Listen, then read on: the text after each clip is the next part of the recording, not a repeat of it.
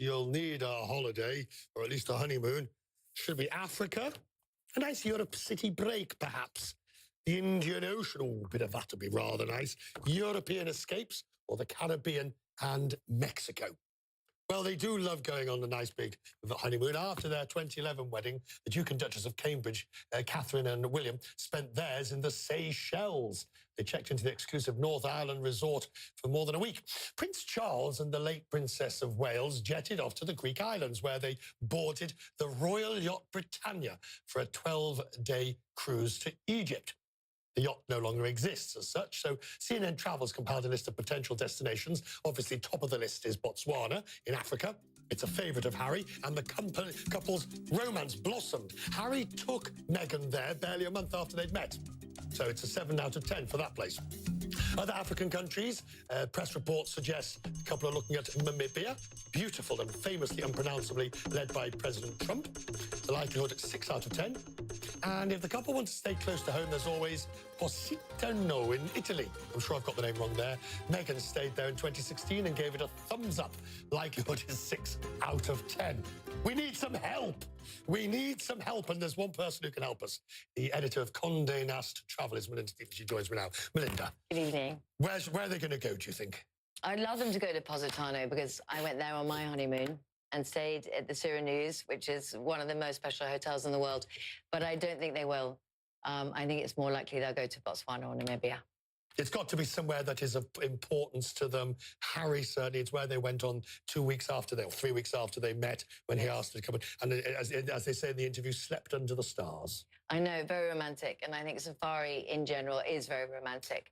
The ring that Harry has given Meghan as well has a diamond from Botswana. So there's that connection. Harry's taken several girlfriends to Botswana. Oh. So Meghan is not the first, but Botswana is beautiful. Oh, shame on you, woman, shame. But you're right, they have that connection, and it's extremely diverse. And you've got lots of the Okavango Delta full of water, and you've got the Makarikari salt pans, which are a wild wilderness. And it's not very peopled, so it has some space. If we take a look at the Conde Nast list of top honeymoon destinations. Talk me through, I mean, where we've got on this, you've got the Seychelles, the Maldives, Mauritius, Italy, Fiji, so nothing extraordinary. Oh, Scotland. Nothing, perhaps maybe Scotland is a bit unusual, but the rest... All of the royals go on honeymoon to Scotland. I'm sure they end up at Balmoral at some point. And one of my most romantic things in the world is taking the sleeper train to Scotland. So that's an option, but probably not. The Seychelles, again, William and Kate went to North Island, you mentioned, and North Island is one of the most beautiful beach destinations that I can think of. The difficulty for royals choosing their honeymoon. Now, Diana and Charles used the royal yacht. The Queen spent time in Malta after with them. The difficulty of finding the privacy. Even on the Seychelles, there were photographs. Yeah. It's going to be, that's the challenge, isn't it? That is always a challenge. Which is why Balmoral is so great when they finished. I think that is why it's so popular. It's so private residence. But I think for that reason, Namibia also might be one for the running, because it's completely a wilderness. It's very hard to get to. There's hardly any people there. Funny enough, separate to Harry and Meghan, Namibia is a destination that the travel industry is talking about a lot this year, because lots of interesting hoteliers are going in there and building amazing camps. But really, you're in the middle of nowhere.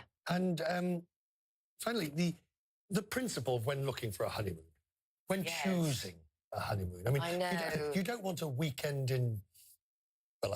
Regis. For us at Conde Nast Traveller, we don't specifically talk about honeymoons in a very driven way, because there's something a bit structured and a bit cheesy and a bit naff.